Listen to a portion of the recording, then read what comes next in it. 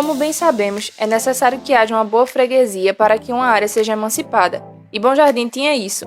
A pergunta que fica é: qual era a base econômica de Bom Jardim anos atrás? Bom Jardim tinha 3 ciclos econômicos coexistentes. O do algodão, que foi a primeira maior riqueza da cidade, já que o solo era propício para o cultivo de herbáceas. Estima-se que os grandes proprietários dispunham de máquinas para favorecer o produto, que depois de pronto, era enviado para o Recife. O ciclo da cana-de-açúcar foi o mais efêmero de todos, e também o mais coeso, segundo Henry Coster. As plantações eram afetadas por incêndios frequentes na região. Os engenhos apareceram na terceira ou na quarta década do século XIX, porém, desapareceram exatos 100 anos depois.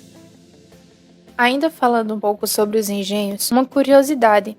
O português Pedro Cápico foi o responsável por implantar o primeiro engenho em nossas terras. Depois de expulsar alguns piratas franceses da costa brasileira, ele decidiu ficar e explorar um pouco mais do plantio da cana-de-açúcar. Assim, o primeiro engenho da capitania de Itamaracá foi o primeiro engenho não só da região, mas do Brasil a produzir açúcar.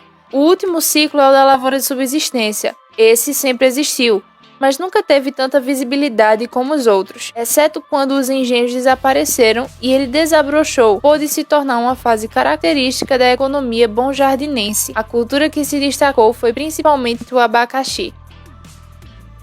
Terra do Granito é um dos apelidos de Bom Jardim, pois anos atrás, quando alguns empreendedores perderam tudo e estavam a caminho da capital pernambucana, passavam nas proximidades da Pedra do Navio. Viram que alguns fragmentos ficaram descobertos por causa das explosões causadas pela construção da nova estrada. Sorte a deles. No futuro próximo, aquela se tornou uma importante fonte de granito marrom imperial, sendo exportado para diversos lugares. A nível de curiosidade do espectador, Bom Jardim também esteve na lista dos grandes produtores de café no passado. Assim também, comparado com Limoeiro e Garanhuns, a nossa cidade tinha uma maior quantidade de cabeças de gado.